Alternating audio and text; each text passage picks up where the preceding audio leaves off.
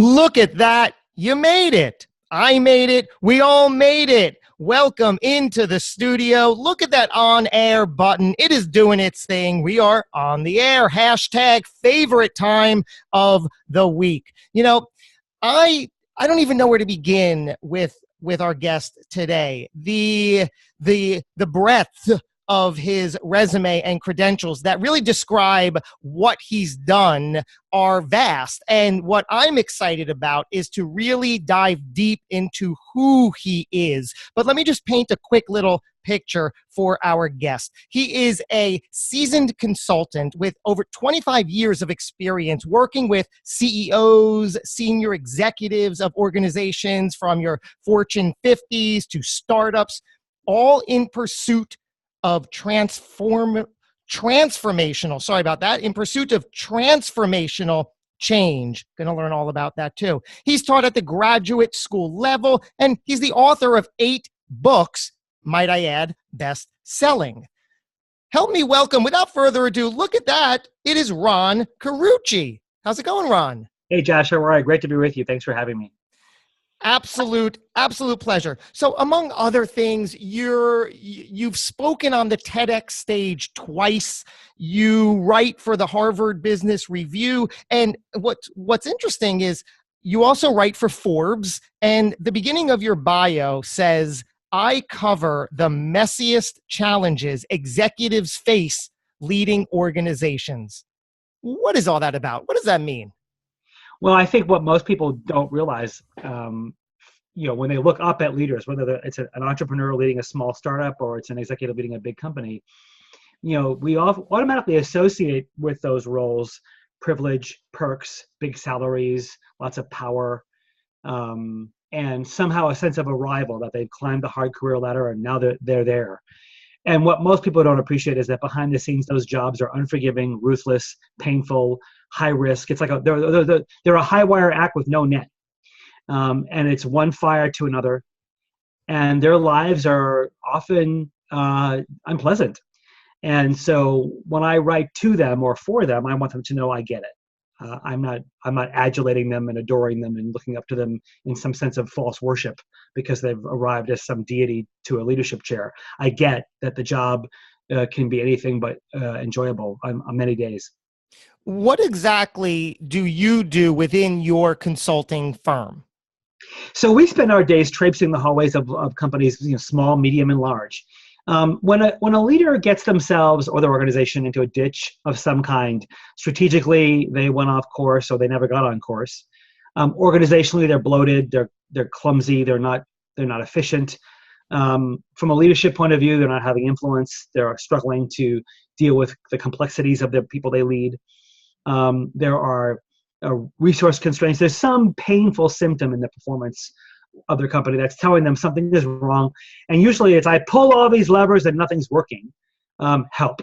And so our work often begins with what we call the organizational MRI, a very deep forensic diagnostic on what's going on under the hood in their world to see what we would detect as the problem. Typically, when they come to us in pain, it's usually with symptoms. They're usually pointing at things that are, it's like when my leg hurts, but your leg is broken. That's the problem. You're telling me about your leg hurting. I'm not going to give you pain med, right? Well, when you tell me my strategy is not being executed, or my people aren't listening, or my organization isn't aligned, or my customers are defecting, or our margins are in a free fall, those are symptoms. Those are telling us that something bigger and deeper is probably amiss. And we need to go figure out what that is. And then once we figure out what it is, we try and solve it. What is your skill there that you are able to go in and dissect and figure out and determine? Well, gosh, we have a number of different ways. So as diagnosticians, we have some great data collection methodologies. We have some pattern recognition is probably a big important skill. We have a pattern library of many, many decades of seeing these problems repeat themselves in a variety of settings. So I can usually sniff out pretty quickly if I've seen it before. As organizational behavioralists and organizational scientists, we understand how systems work. We're also behavioral scientists and we have clinical backgrounds, so we understand human behavior. So we bring together a variety of disciplines in our world to help leaders and their organizations thrive. I ask this question with only the slightest hint of irony. If I asked you to come into my household and help me get a better control over my children, is that something you can do? I probably have a lot of fun with it. Family systems and organizational systems are still systems, right? So usually when children are having chronic behavioral problems, my first place I'm going to look to is the marriage and the family, and how is the family being governed. Most people want to go right to medicate them, or it's ADD, or this some other armchair couch diagnosis. But the reality is most family systems are unhealthy in a variety of ways. What parent has never said, I'm not going to be like my parent, and then they're running right into it. They're being exactly like their parent. And so we all love our kids dearly, and we all damage them. I told my kids early on, I've got your therapy money ready to go. When you're ready to see your therapist, I'll pay. I can give you the list now. Here's your family of origin stuff. I can give you the list now of where they should go looking, so we don't waste a year finding out. So I think as parents, if we just could accept the fact that, we're not just parenting individual children, although we're also parenting a system. So it is all applicable, whether we're talking in this conversation about high-level executives and CEOs, or startup companies, or your solopreneur, entrepreneur, or mother, father trying to run a household. I know you did a 10-year study, over 2,700 executives, and I think what started this was the true statistic that over 50 or 60% of executives fail in their position? Yeah, within 18 months. And we've known that. What's really sad about that, Josh, we've known that for 20 years. And it's been acceptably normal that we just sort of roll the dice on a 50-50 shot. Now, of course, the recruiters love that because it's an annuity for them. But everybody else, there's a lot of waste and carnage behind those otherwise promising careers. And it became personal when somebody on one of our transformational projects was elevated to a much bigger role. He had distinguished himself. He was bright. He was sharp. He was smart. People assumed he'd go far, was given a chance to take on a new piece of the organization we had just built. And 9 months later, he'd been fired. I was shocked when he called to tell me. I thought he was going to call and tell me how great things were going. And 2 hours after he called, the CEO called to let me know he'd been fired. And that was very distressing because he more than subtly inferred that some of that failure was my responsibility for not having done a better job preparing him. And I was devastated to hear that. And I asked if we could come back in and on our dime, could we just come sniff around to find out how could we have misjudged his potential so much? Why was everybody so convinced this guy was the highest potential you could see? And suddenly now he's a disaster. That doesn't make any sense. And it was that investigation that led us to our 10-year study to say, wait a minute, this is happening everywhere. He was just one more statistic. And the reality is, sure, every now and then you're gonna have a bad pick. But for the most part, these were promising individuals who were set up to fail. And we discovered in our 10-year study that organizations put these obstacles in the way of people on their way up. Not intentionally, but they're there. There are lots of landmines you have to go tap dancing in. And so that was, fascinating to uncover all those, landmines that could be easily removed if you thought about them. But what was also fascinating was if about half or more were tanking within 18 months, what were the other half doing that were thriving? What were the ones actually succeeding doing that made them so successful? So we were actually able to isolate really fascinating patterns of success across that population of people, and talk about those as well. So I'm an entrepreneur. Those listening are entrepreneurs. Even those who aren't can still gain value from this. What do we need to do? Who do we need to be? Where do we need to go in order to not fail within 18 months or to succeed in our own ventures? Well, so I think there were 4 remarkably consistent patterns that kept jumping out from the data set. In fact, my research team was a little bit irritated. I made them do 99 regression analyses on the data because the data kept saying that these 4 are what you had to be good at. And I was like, well, can't we say 3 out of the 4? Like, what if we said that you're good at 2 and maybe you suck at 1? And after 99 runs, they said, it's not going to change, Ron. It's 4 or nothing. After that, you're in the failure group. And so I didn't want to have to say that. The great news is they can all be learned. So the first one was context. So these leaders were remarkably curious. So many leaders, especially entrepreneurs, assume they have an answer to questions other people are asking, whether they're asking them or not, right? So they assume that they're there to impose their thinking, their answer, their solution on others. Great leaders, great entrepreneurs are curious. They start by assuming that they have as much to change in them as they have to change in others. They start by adapting to the context. They read the tea leaves around them very well, and they're naturally curious. They don't just dispense wisdom and answers. For many entrepreneurs, it means reading your customer base, reading your prospects, reading your competitive set, and understanding where you want to differentiate yourself. Most entrepreneurs say yes to everything. The second one was we call breadth. So these were the leaders that could, see how all the parts of their worlds fit together. Too many leaders, too many entrepreneurs behave as hub and spoke. They're the hub and everything else is the spoke around them. Rather than trying to galvanize people into a collective whole, they actually divide and fragment organizations. As organizations scale and get larger, you add more people, entrepreneurs go from 50 to 100 to 200 people. Now suddenly you've got lots of fragments. And so when you have that fragmentation, you have dueling truths, dueling beliefs, and great leaders understand how to stitch the seams. They can bring people together rather than further isolating people from one another by having to be the center of everything. They know how to create collectivism. They know how to create coalition. They know how to build bridges across seams, especially when there are places where there's conflict, right? So everybody knows sales and marketing and finance, R&D and innovation. All these different parts of your organization are now going to have tensions as they compete for resources and your attention. And great leaders know how to build bridges instead of walls. The third was choice. So many leaders struggle with the decision, how to make decisions. And most of them reflexively want to please people, and they just say yes to everything because they're so concerned about disappointing people. They don't want to do that. Great leaders, great entrepreneurs that know that leadership is the ability to disappoint people at a rate they can absorb. If you're not saying no, if you're not pissing somebody off, you're probably not doing your job. You have to narrow the focus of your organization. You have to narrow the choices to just a few. Anybody can say no to a bad idea. It's saying no to great ideas so that other great ideas can prevail. That's hard, but these leaders could do it. And the last one, not surprisingly, we called connection. These are the people who had phenomenal relationships with bosses, with peers, with direct reports, with customers. They were beloved. Every company has them. You look around and go, why does everybody want to work for them? But they're credible. They're smart. You instantly want to be around them. And the key differentiator in these relationships were that these people put other people's agendas first. You knew that if you were around them, if you worked for them, you were going to get better. They prioritized their networking, not by who they could get something from, but who they could do something for.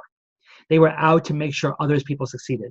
And that's what made their connections so authentic. So breadth, context, choice, connection. They sound big, but they can all be mastered. And these were the things that made the greatest of the top executives stand apart. I love that you say, without a doubt, these, first of all, it's magnificent that it's literally all or nothing on the road to great leadership. And it's even more inspiring that you said that these can all really be learned. What do you think is getting in the way if people don't or refuse or say they can't learn that skill?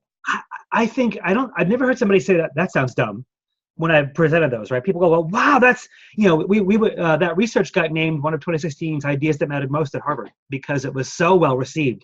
We were flat-footed. We were so unprepared for the response. I think people are waiting too late. The time, waiting to your first vice president assignment or when you start your first company is not the time to start learning them. But you can start learning how to read context, how to build bridges, how to build deep connections, how to make hard choices, right at your beginning of your career. And build those muscles cumulatively as you go so that when you get to positions of larger influence, when you get to positions where you now are presiding over a startup or presiding over a company or a big department, you're ready for them. But when you have an outage in one of those areas, all that outage does is get amplified when you get to a visible role, and then it's too late. How do you feel? You've been front and center with over 2,700 executives to arrive at all this. How do you feel fear plays a part? fear of anything. Are these people scared, or is there a level of confidence? Is there tremendous fear, or? I think the ones that aren't willing to admit they're afraid are the most dangerous ones. Most of them are naturally fearful. I think the thing that they try and do with that fear is cover it up. And they all suffer from deep senses of imposter syndrome, right? And I'm going to get found out. And the reality is that your fear, your honesty about your fear, is your greatest asset. It's your vulnerability. It's your humanity. Nobody assumes you aren't afraid, even if you present a very confident air. You trying to hide the fact that you're afraid of something is foolish, because all it does is isolate you.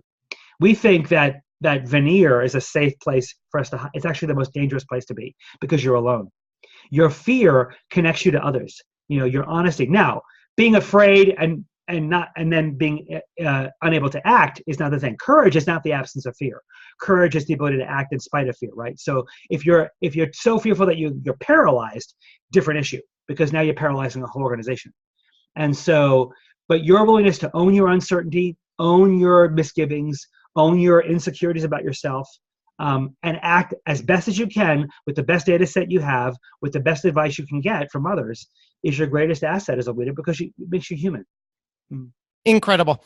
I want to pivot and talk about one of your TED Talks was titled "How to Be More Powerful Than Powerless."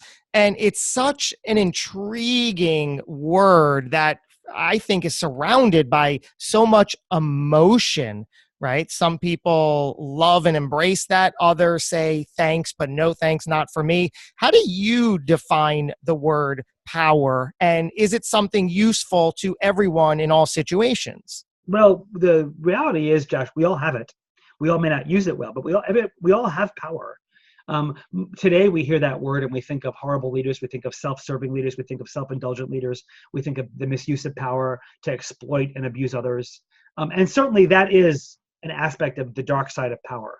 But it's not the greatest dark side, and it's not the prevalence of people. We all want to exert our will on others. Parents want to exert their will on children, right? That's power. Well, the biggest finding in our research, and it was probably the biggest surprise in all that study, was that the greatest abuse of power was not for self-interest. The greatest abuse of power was the abandonment of it. People too fearful to use the power that comes with their role, whether they're a school teacher in a classroom, or a school administrator, or a leader, or an entrepreneur, or a parent.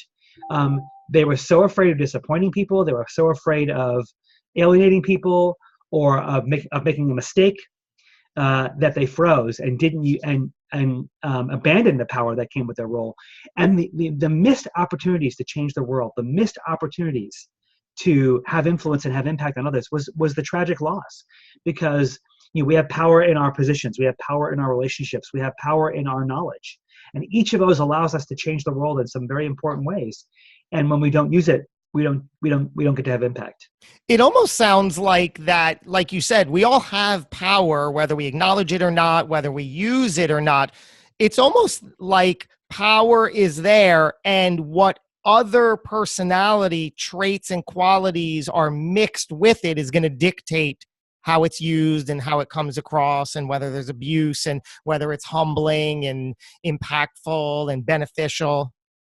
Yeah, I think a lot of times people don't realize that, your network of relationships is a source of power. The knowledge you have, the ability to acquire knowledge and read and learn and form perspectives, is a source of power and influence. And certainly in your position as a parent, a teacher, a leader, a boss, a head of a committee in your community, those are all positions of power that you can bring to bear goodness with. You can bring to bear a greater good for others.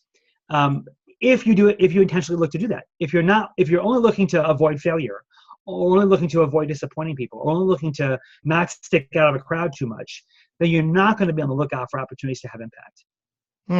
You're certainly a well-read man today. Take us back some years. Where did this all come from? What were you like as a young child growing up?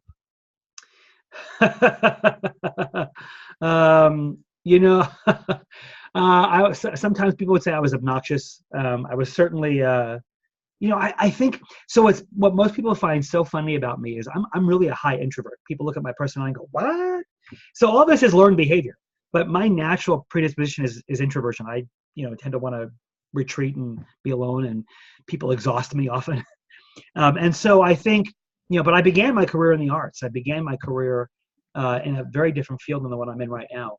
And up until, in my early 20s, that's what I was pursuing. And so, but I was always fascinated by the organization of human endeavor, that people could come together and do great things. If there was a fundraiser at school, I wanted to organize it. If there was a kickball game on the street that needed to be organized, I wanted to get everybody together and play, or a stickball game. If there was I wanted to get all my friends to go to Washington, D.C. in March, in junior high school. I call the bus company and I get, I just love the idea that you could bring people together and amplify their efforts and amplify work and have bigger impact. I just loved, that you could bring together humans for greater things. And so that's always been a fascination of mine. I don't know that I ever planned on it becoming my career, but I can look back and certainly see that I definitely had a love and a fascination for, human endeavor coming together. Looking back, because it's such a specific thing, looking back as a child or some young influence, was that supported and prevalent in your life, or did you veer towards that because it was vastly missing? That's a great question. I think maybe a little bit of both. I think my draw to the arts was the fact that, you could bring together people together to tell a great story. You could bring together people to contribute all kinds of parts and pieces to the creation of a great piece of art or story, in music or theater or art, in some other form. So I really loved that work. I think my predisposition was to want to sort of see how that story came together. I think when I could see it absent, when I could see a glitch or some major project about to go off the rails because somebody wasn't, paying attention to details, or somebody was like making a wild assumption about how long something was going to take, I know I definitely got like frustrated by that. And so I think I saw a little bit of when it was missing, and I certainly saw the benefits of when it was done well. I can totally relate to the artistic endeavors. I personally spent 15 years as a professional actor and filmmaker, and one of the things that I loved and adored about that profession was, like you said, the collaborative nature of it all. Nothing you see is done by one person. Like a feature film, for example, there's so many people that need to collaborate and cooperate on that it just fascinated me to no end. Yep. What was the, yeah. Well, I think, my art was on the stage, but the ability to, bring together a powerful story and tell a great story takes, volumes of people, writers and set designers and actors and musicians and directors and funders and an audience who wants to, sort of turn their own story over to the story on the stage. And so I think that our ability to, and then when you realize that organizations are nothing but orchestrated theater, right? Organizations are nothing but big stories we all want to feel part of. And I think, it was probably in my 20s, I was over in Europe working, and we would so the company that I worked for, even though it was a multimedia kind of company, we had contracts with the U.S. military and State Department and a variety of organizations over there. And we didn't have the term diversity and inclusion back in that day, but that's what this workshop would have been called. And we were at Dachau. We were in the chapel at Dachau, and there was a host of different people in the room, from Americans, Germans, East and West, military, civilian, government officials. And we were doing talking about differences. And a young soldier, probably not much older than me at the time, stood up and said, "I'm just so tired of being trained to hate." And I think, first of all, I was fascinated that something we had done up in the front of the room could have provoked him to think that. But I was so amazed at his vulnerability to get up and say it. And, later I went out for beers with him, because you're in Munich, and so you go out for beers. And we went out. I wanted to know more. I wanted to know why he felt that way. I wanted to know why he shared it.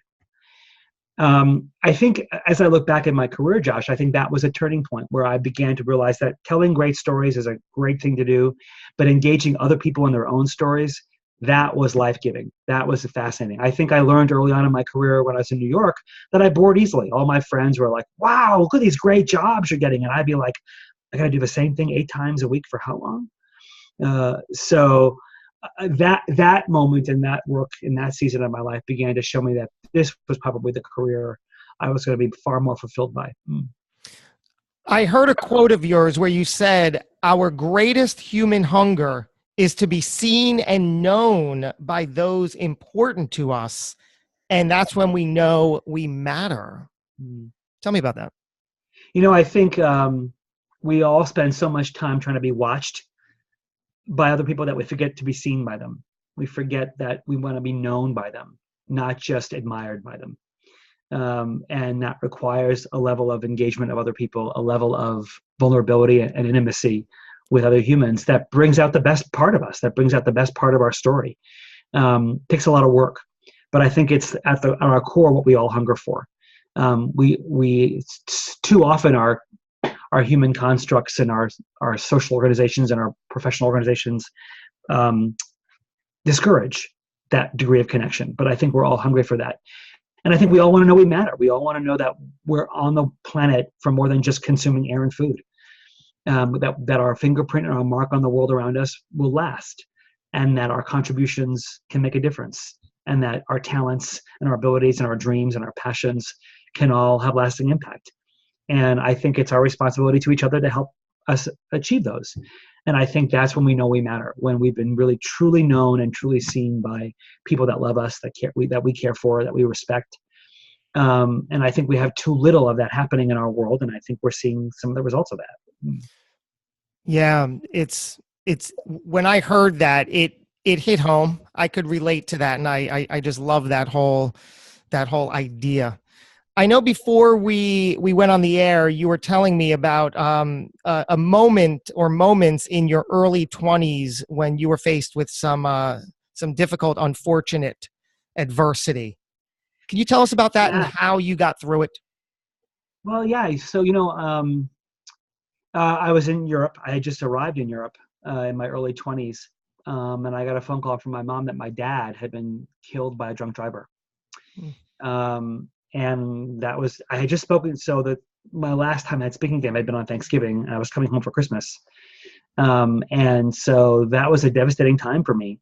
I went home for his funeral, went back to Europe to work in January, and then for the next 3 or 4 weeks, I kept getting phone calls that someone else in my family had died. So, within a month and a half, my home and my life had emptied out of people that I loved and cared for. It froze me. It sent me into it wasn't just depression and anxiety, but a deep questioning of my identity, a deep questioning of my faith, a deep questioning of life. I think, gosh, I'm not sure I could tell you how I got through it. But I do know that eventually, it took a while. I worked hard at grieving and understanding and, owning the pain and the loss, and all the forfeited opportunities, all the conversations I would never get to have with my dad, all the unanswered questions I needed him to answer that he would never answer. But it took years and years and years to process all that. It's one of those, you got a white knuckle life, right? And just hang on and avoid too many bad choices, avoid too many choices that try and numb your pain, and hopefully have people surround yourself with people who can love and care for you and tell you honest truths that you may not want to hear. If I could do it all again, I'm sure there's a number of things I probably do differently than I did during that season. But it was such an early formative part of my life. I don't think I even appreciated how young I was, because I was doing work so above my pay grade. I was so over my skis all the time in my work, and thrilled by that.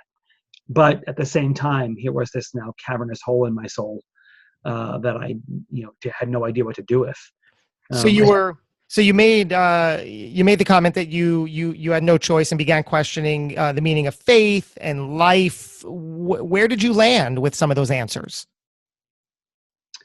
I mean, I think, I don't know when, but I think I now look back and I've seen people go through even far worse tragedies and seasons like that. And I get that. And I marvel at human resilience. I marvel at what the human spirit can endure and prevail over.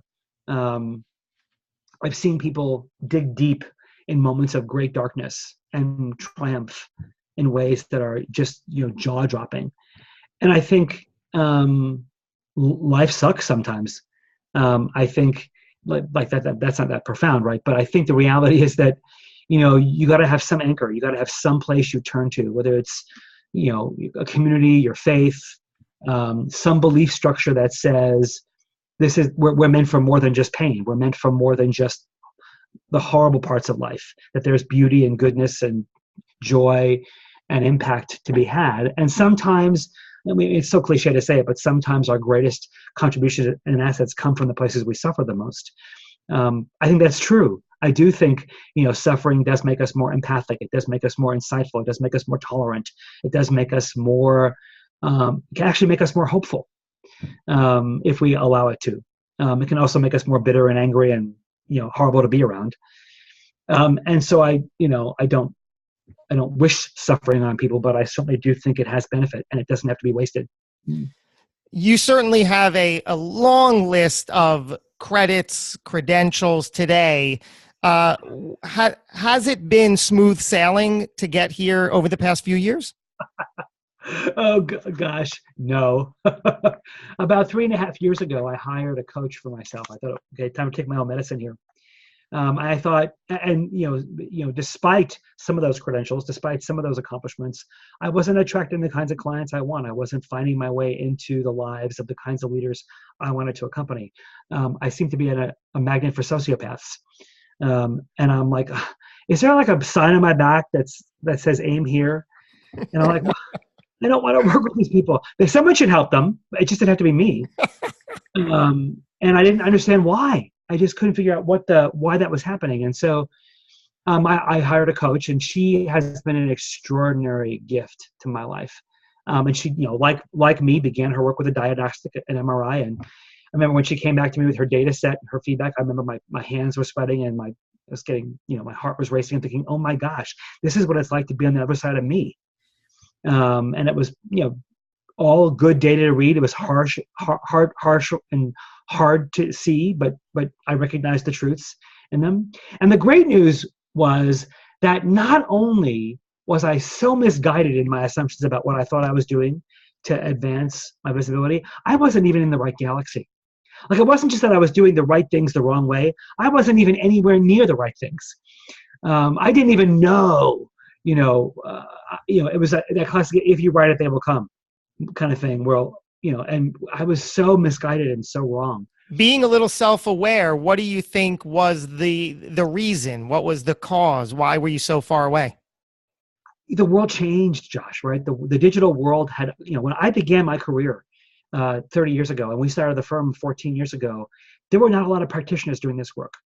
Leadership and organizational work was sort of a side dish at best. There was certainly some people for whom it was their main dish. But a digital world of a lot of people entering this field mushroomed all around me. Hundreds of thousands of people entered this playing field, and were echoing in a very loud, noisy echo chamber. And I was just one of them. And I missed that. I missed that. You don't just get to be good and have people discover you because you're good or because you want to be discovered and have it all go well. And I had been beating the drum in my firm for years. It's supply and demand, not just supply. You actually have to create demand.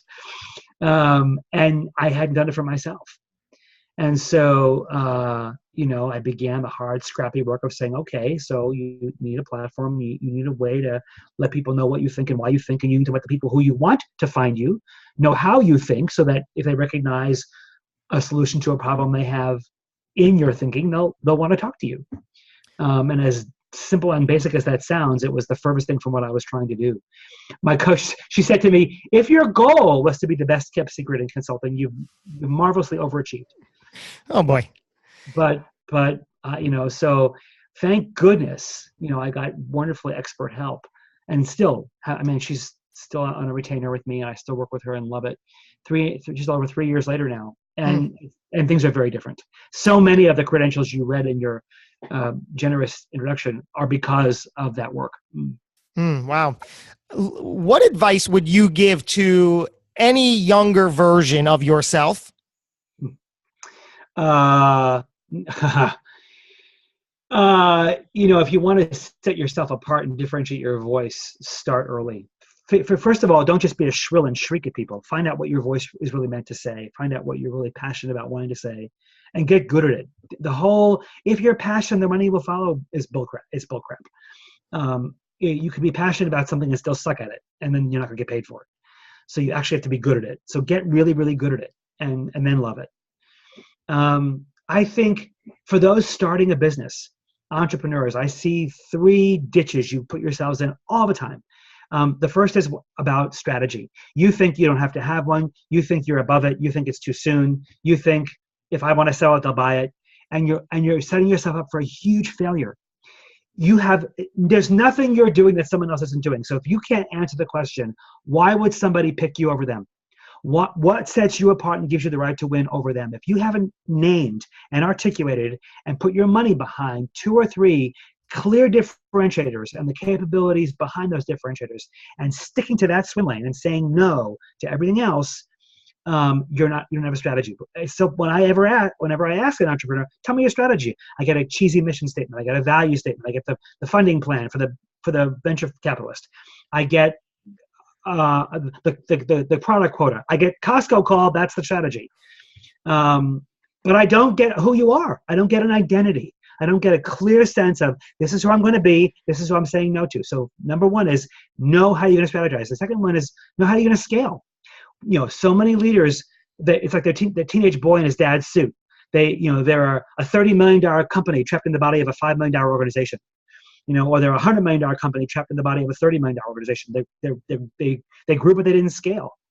And you have to separate your work and organize your work according to that strategy. Not all work is created equal. We all know this, right? You have competitive work that really is you put $1 in, you get $5 in Maduro. You have work that supports that competitive enabling. And then you have half of what you do and more is necessary work, keeps the lights on.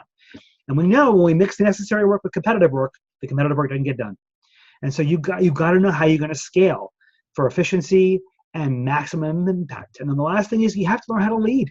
You can't just be the center of a story. You can't be Santa Claus and make everybody happy. You can't be the one that makes all the decisions. You have to learn to scale leadership beneath you. You have to have people who can take the reins so you're not layering over them when you get too big and saying, sorry, I need somebody with more experience. I'm hiring you a new boss. You can't do that with everybody in your organization. You've got to learn how to scale yours and their leadership. So strategy, organization, leadership. Those are the 3 ditches I so commonly find entrepreneurs in, and I would want them so desperately to pay attention and go from stop working in your organization and start working on it. Absolutely brilliant. Are you spiritual or religious in any way today? And has it always been that way? Oh, I love that question. So that depends on what you mean. Yes, I would say I'm very spiritual. If you ask me, well, what brand of spirituality do you ascribe to? I would probably say I self-identify as Christian.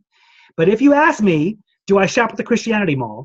Meaning, you have the 4 anchor stores, the Presbyterians, the Pentecostals, the Lutherans, the Methodists, and all the zillions of different other brands around the mall. No, I don't shop at that mall because they all think that they're right and everyone else is wrong. I believe Jesus is who he said he was, and I believe that I'd love to be able to live how he taught, because who wouldn't? But I don't necessarily ascribe to a lot of the organizations that claim those things don't necessarily behave that way, and that's always a problem today. So it's a fine line between religious and spirituality, but yes, my faith is very important to me. What do you believe happens when it's all over, when our time here on Earth has ended? Gosh, I wish if we all knew that, right? We'd probably be behaving and living very differently, wouldn't we? Josh, it's such I believe there's something, and I believe it's a whole lot better than this. I don't necessarily believe it's a one and done.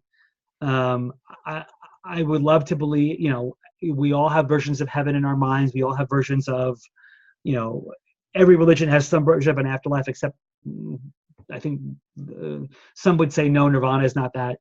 But whatever your version of next is, I think sometimes we become so fixated on that we forget about now.